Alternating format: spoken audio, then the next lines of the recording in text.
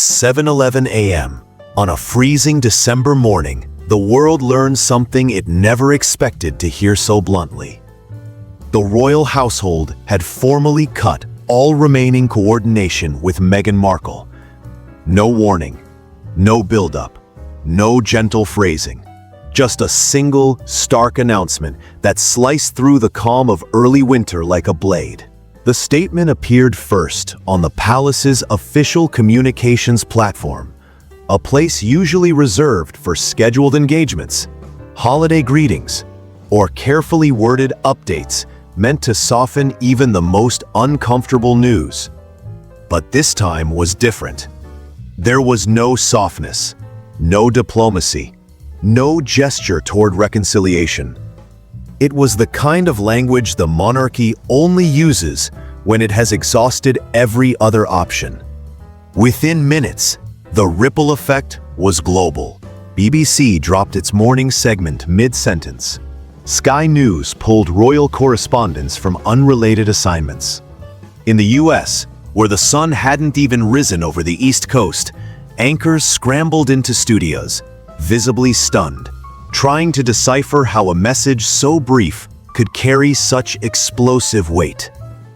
Commentators noted almost immediately that the tone was unprecedented, especially in December, a month usually defined by tradition, unity, and carefully choreographed appearances. And yet, here was the palace, delivering its most severe public distancing in modern memory, without a single extra word to soften the blow. What unsettled observers was not only what the statement said, but what it deliberately didn't say.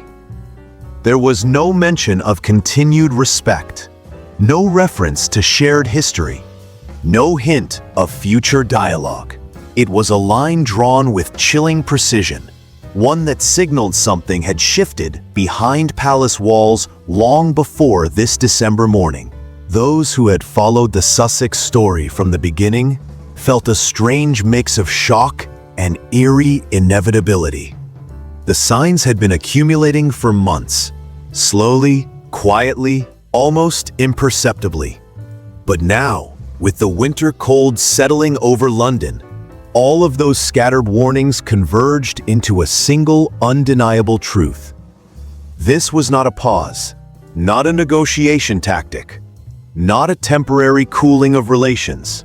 This was closure, forced, final, and unmistakably deliberate. And what led the palace to take such a decisive step, publicly, permanently, in the heart of December, is a story far more layered than the 16 words that broke the world's morning calm. The shock of the December announcement becomes even sharper when you realize it didn't appear out of thin air.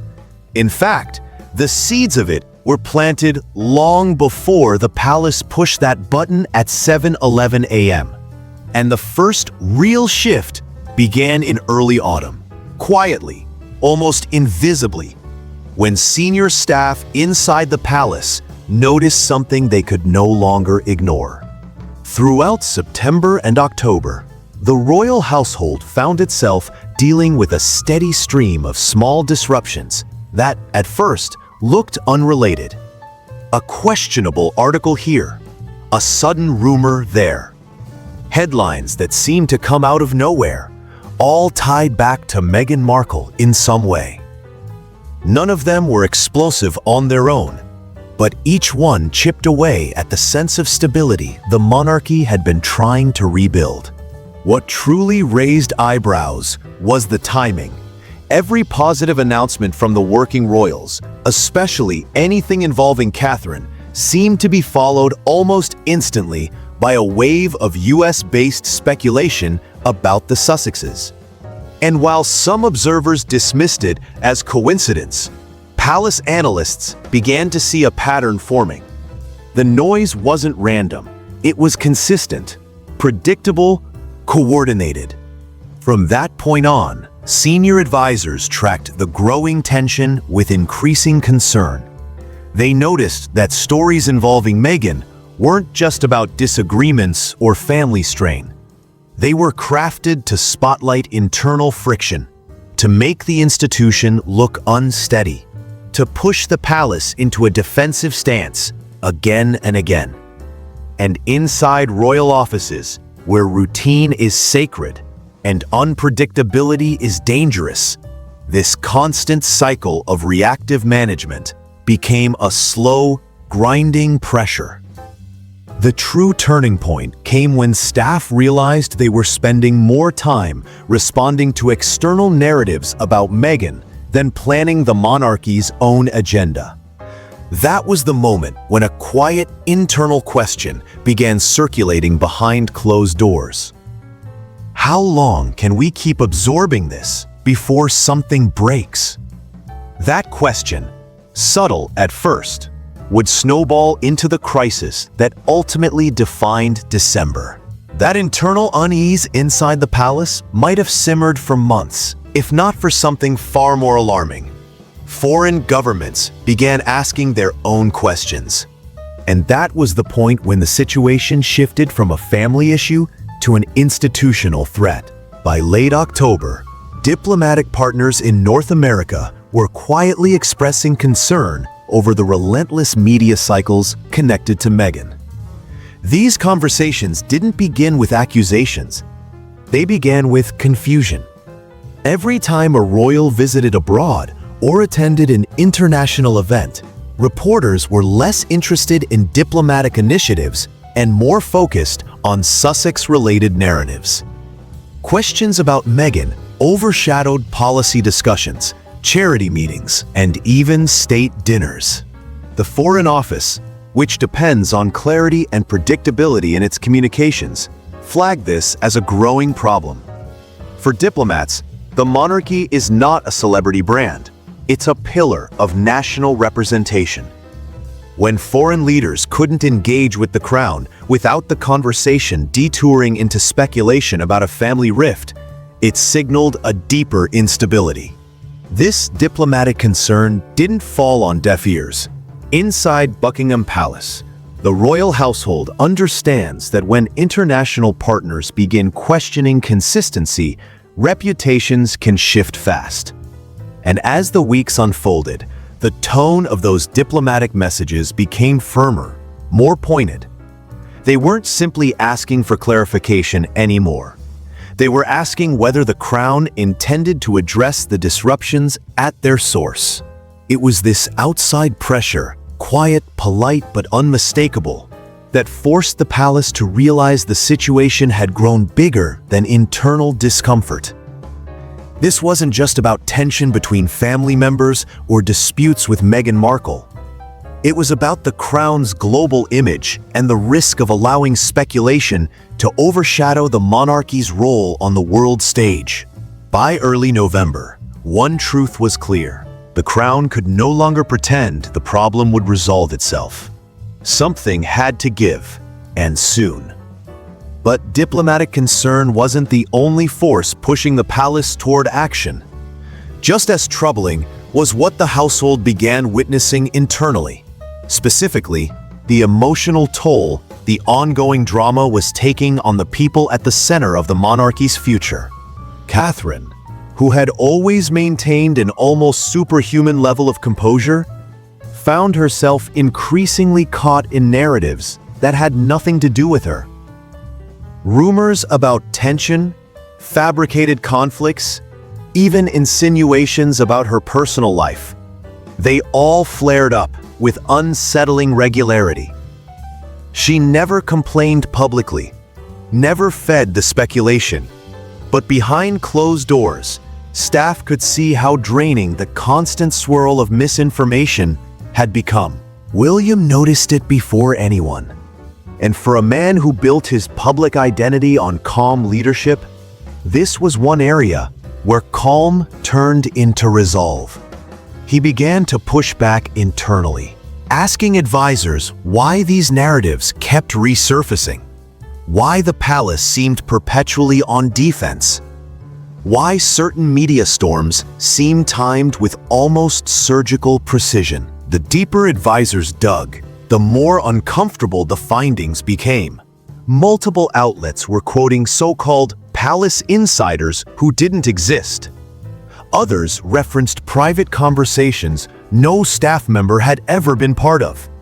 And then there were stories that appeared almost simultaneously across different platforms, using suspiciously similar language. It didn't take long for analysts to conclude these were not organic leaks. They were orchestrated. What alarmed the palace wasn't the criticism itself. Royals endure criticism every day. What alarmed them was the growing possibility that someone outside the institution, someone aligned with Meghan, was feeding narratives designed to undermine the monarchy's internal unity.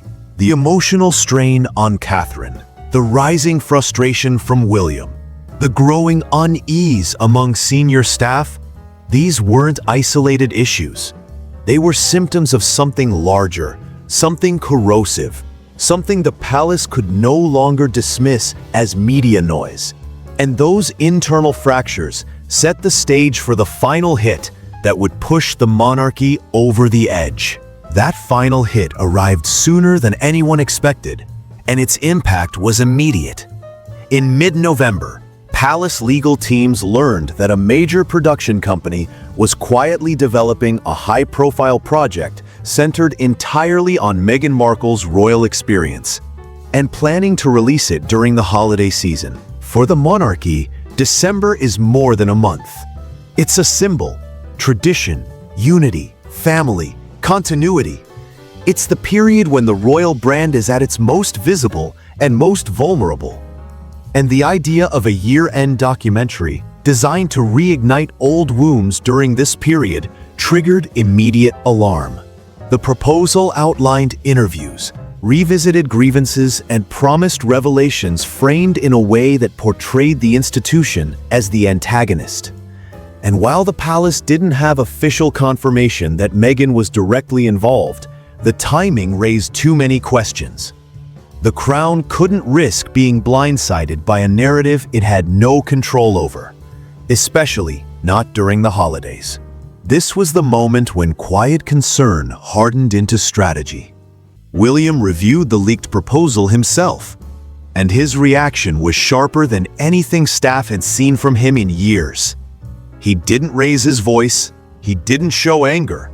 He simply said that allowing another global media firestorm to erupt at Christmas was no longer acceptable. Senior advisors agreed. Anne agreed. Even Camilla, who had spent years rebuilding her own public image, warned that the institution would not survive another December defined by chaos. And so, after months of pressure, misdirection, and diplomatic strain, the palace realized that the situation had reached its breaking point. There were no more soft approaches left, no more chances to quietly negotiate, no more space to absorb another wave of disruption. The crown had to reclaim control, and the only way to do that was to draw a boundary the world could not misinterpret. The boundary that would explode across global headlines on the cold December morning when everything changed. The decision to draw a line wasn't made impulsively. It unfolded in a single, defining meeting that insiders now refer to, quietly, cautiously, as the December session. It took place during the last week of November, inside a rarely used stateroom usually reserved for foreign dignitaries. The choice of room wasn't symbolic, it was practical. It was one of the few places where conversations of this magnitude wouldn't be overheard. The attendees weren't publicly announced, but those present were the individuals who guide the crown's long-term stability. Senior advisors, communication directors, legal officials, and key members of the family. William arrived first, followed by Anne, then the king, who, even while managing his health and schedule, understood the importance of presiding over the discussion. The atmosphere was unlike anything the household had experienced since the height of the 1990s crises. Advisors laid out timelines, media analyses, and projections of how the monarchy would be impacted if the rumored Meghan-centered media project proceeded. What startled the room wasn't the content, but the pattern. Every disruptive headline, every narrative flare-up, every anonymous insider quote traced back to a familiar cycle of speculation surrounding Meghan. The turning point came when a communications chief projected a timeline showing how December had become a magnet for Sussex-related controversies. Every holiday season since 2019 had been disrupted by speculation, interviews, releases, or unexpected statements. Not once had the monarchy been allowed to end the year quietly. The document made it painfully clear. The palace had been reacting for 4 years straight. As the presentation ended, William leaned forward, hands clasped, and said the words that broke the stalemate. "We cannot go into another Christmas like this." There was no argument left to make.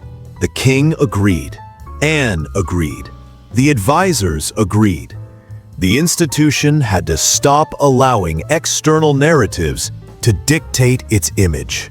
That decision would shape everything that happened next, including the unprecedented announcement that shattered the December morning silence. Once the decision was made, the palace had less than 12 days to prepare. Those final days were tense, silent, and meticulously controlled. Every word was reviewed, every sentence tested. Not because the palace wanted to attack Meghan, quite the opposite. They wanted the statement to be clean, factual, and unreactive. No emotion, no blame, no fuel for further controversy. During this period, the king withdrew from several non-essential meetings. William rearranged his schedule. Catherine remained largely out of public view, not because of any issue between her and the palace, but because advisors were determined to protect her from becoming collateral in the narrative that would inevitably follow. Behind closed doors, drafts of the statement went through more than a dozen iterations. The first versions were too soft, sounding like an attempt at reconciliation, when reconciliation was no longer possible. Later drafts were too defensive. The palace didn't want to sound provoked or wounded.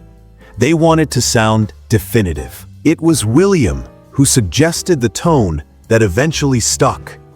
Clear enough to signal a boundary, restrained enough to avoid escalation. His approach focused on protecting the future, not revisiting the past. The final version was only 16 words long. 16 words that would travel across every continent within minutes. 16 words that signaled an end to the monarchy's involvement in any Sussex-related drama. On the night before the release, the palace's senior communications team stayed awake in shifts. By 5:40 a.m., the king had given his formal approval. At 6:10 a.m., William read it one last time. At 6:43, it was uploaded into the secure press portal. At 7:11 a.m., the world awoke to the message that would reset the balance between the monarchy and Meghan Markle forever. But the fallout, immediate, global, and overwhelming, was only beginning. Within 5 minutes of the announcement, the first reactions began pouring in. Within 10 minutes, it was the #1 headline across Europe. Within 30 minutes, major networks in the US broke into their scheduled programming. What nobody anticipated was the sheer velocity of the response. American talk shows scrambled to update scripts mid-broadcast. Royal commentators, many of whom had sworn they were done analyzing Sussex drama, were pulled back into studios. Headlines ranged from stunned to speculative, from sympathetic to scathing.